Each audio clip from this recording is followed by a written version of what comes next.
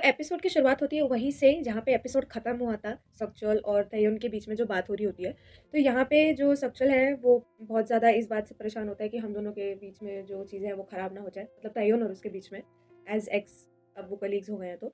लेकिन म्योंग जो है वो बहुत ज़्यादा एकदम से परेशान हो जाती है क्योंकि ना तय्युन ने उसको पहले भी जो जब वो उसके कैफ़े में आया था तो कुछ ऐसे थ्रेटनिंग चीज़ें बोल के गया था कि सक्चुअल सफ़र करेगा अगर तो मेरी बात नहीं मानी। तो ये सब से तो थोड़ा डर जाती है और बोल देती है देखो तुम जाओ यहाँ से, हमें परेशान मत करो, ऐसे बहुत रूडली वे में बात करती है उससे।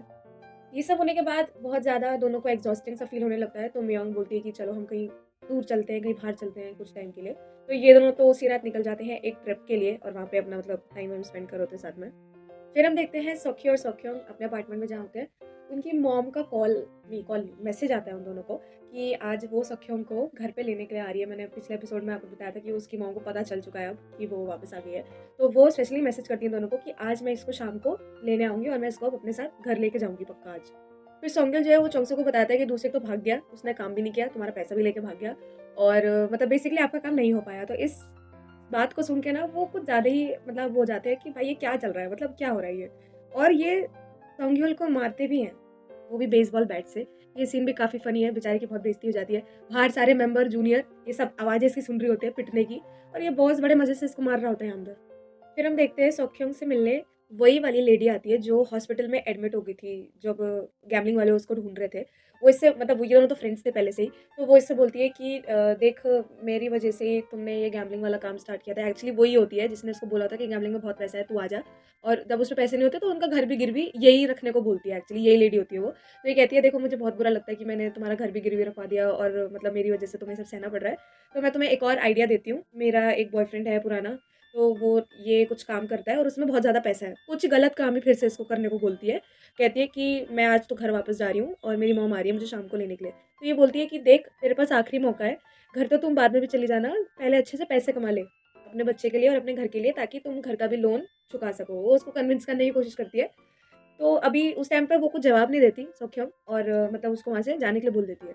एक छोटा-सा फ्लैशबैक दिखाया जाता है जिसमें ना जो ताह्योन है वो क्यों सक्चुअल को एक गुड पर्सन की तरह देखता है उस पूरे कंपनी में। सिर्फ़ एक ही गुड पर्सन में वो उसके लिए इसलिए देखता है क्योंकि ना जब उसकी सिस्टर की डेथ हो जाती है, वही जो हमने पुराना सीन देखा था, उसमें जब वो बदतमीज़ी करता है ना चोंगसो के साथ, तो सोंगक्योल ना उसी रात उसको बहुत मारता है और अपने कंपनी में लाके ना उसको बाँध-वाँध देता है। उसको बहुत मतलब उसकी पिटाई करता है। तो सिर्फ़ सक्चुअल ही होता है जो आके ना उसके लिए मतलब बोलता है कि नहीं प्लीज़ आप इसको छोड़ दो और अब इसको जाने दो ऐसे करके। तो सिर्फ़ इसलिए ताइयोन को लगता है कि यही एक सिर्फ़ बंदा है जो मतलब जिसने मेरी हेल्प की थी और जिसने मतलब मुझे सहारा दिया या मतलब मेरी साइड पे था। इसी वज़ह से वो इसको ज़्यादा मानता है। पापा जी फिर से किसी से मिलने गए हैं क्योंकि उनका घर का जो भी लोन चल रहा है। एक्चुअली ये पूरे सीरीज़ में अभी तक मैं ये देख रही हूँ कि ये जो अंकल हैं, ये सिर्फ़ घर के लिए ही दौड़ रहे हैं। मतलब वो एक्चुअली में अपनी फैमिली को सपोर्ट ही करना चाह रहे हैं कि मेरा घर कहाँ रहेगा, मेरा परिवार कहाँ पे रहेगा, जब ये घर हमसे छीन लिया जाएगा क्योंकि हम पैसे तो दे नहीं पा रहे। तो पूरी सीरीज़ में ना इनका यही रोल है अभी तक, ये बार-बार इधर-उधर जा रहे हैं कि बस इनका घर बच जाए। फिर से आज किसी बंदे से मिलने आए हैं, जो इनका पुराना कोई जानने वाला था और उससे मतलब चाहते हैं कि वो इसकी हेल्प कर दें इनकी पैसे देने में। लेकिन वो ना बहुत ज़्यादा परसेंट पे पैसे मतलब वापस माँग रहा था इंटरेस्ट के साथ।